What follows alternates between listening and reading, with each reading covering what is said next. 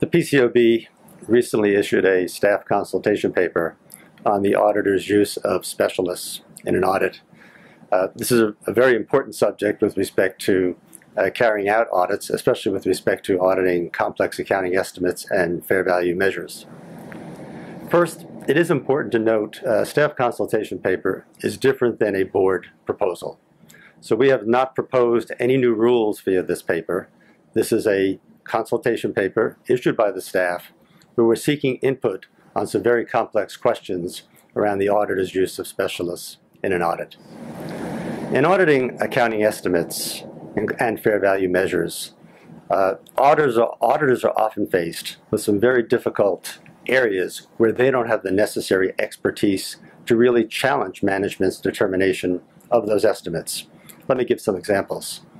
For instance, in insurance companies, there are actuarially computed reserves. In other areas, in oil and gas companies, there can be oil and gas reserve calculations. Also, with respect to audits of fair value measures, there are often, with respect to complex securities or derivative instruments, very complex valuation areas. So in each of these areas, an auditor may not have that necessary expertise and therefore uses a specialist in the audit. Those specialists in the various scenarios I just enumerated could be an actuary, could be an engineer with respect to the oil and gas reserves, or could be a valuation expert with respect to the fair value measurements. The auditor's responsibility is to oversee, according to existing standards, the work of those specialists, and then to conclude on those areas, again, without having necessarily the expertise in that particular field. There are existing standards today that address the use of specialists, and there are a couple of them. Let me go over those briefly. First of all, if the auditor employs his or her own specialist, that standard is auditing standard number 10, which deals with supervision. And that deals, again, with the auditor's use of their own employed specialists. If the auditor engages a specialist to assist him or her, or if management either employs a specialist or engages a specialist to assist them, all three of those specialists, the auditors engaged and management specialists, are covered by one standard, AU 336. So therefore, there's a number of issues there. First of all, the auditor specialist are in two different standards, employed specialist in AS 10, engaged specialist in AU 336. Also, in AU 336, therefore, there's a combination of an auditor specialist and management specialist in the same standard.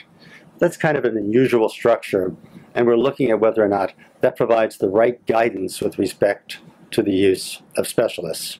Let me go on a little bit further now and talk about some of the issues with respect to the use of specialists beyond just which standards they're in today.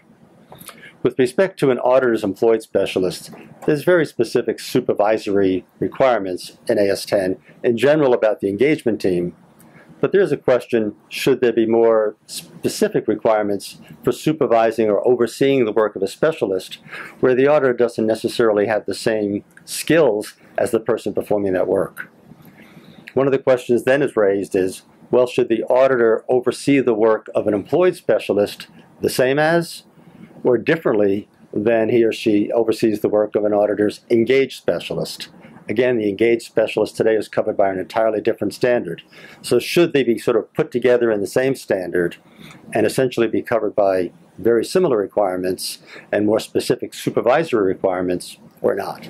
Turning to management specialist, when auditors audit certain areas where they audit information which is developed by management for the financial statements, auditors have to understand assumptions and determine that those assumptions are reasonable. The auditors have to determine that models and methods used are reasonable and have to conclude on the reasonableness of the findings. If a specialist is used by management under AU 336, there are specified procedures, but they're not quite as rigid as the requirements if management other than a specialist has prepared the estimate.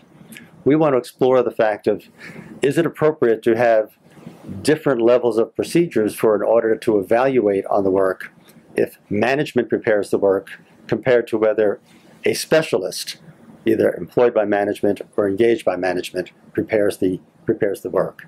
So those are important issues to be evaluated, assessed as part of this consultation paper. We really haven't laid out any answers in the paper, although we have proposed some possible changes to rule text. We're really looking for input.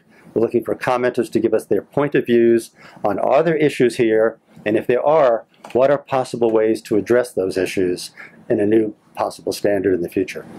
So having touched on what the issues are, let me talk a little bit about the timeline.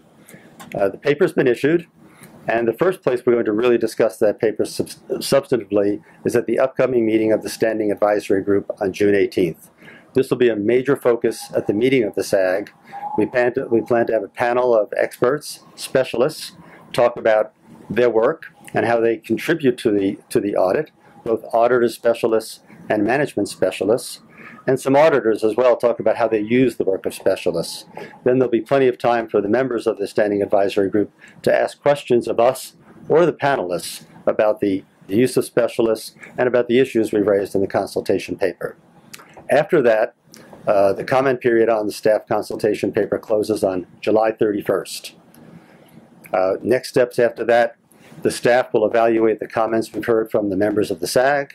We'll look at all the comments received on the paper, and we hope we receive a lot of comment letters. We appreciate your input. We'll evaluate all of that and consider next steps, which could be a possible draft of a proposed auditing standard or amendments to existing standards for the board's consideration. So we look forward to a lot of input from the Standing Advisory Group and from comment letters from preparers of financial statements, from auditors, from specialists, investors, and others to give us the best input possible in thinking through these issues and coming up with the best possible answer. Thank you.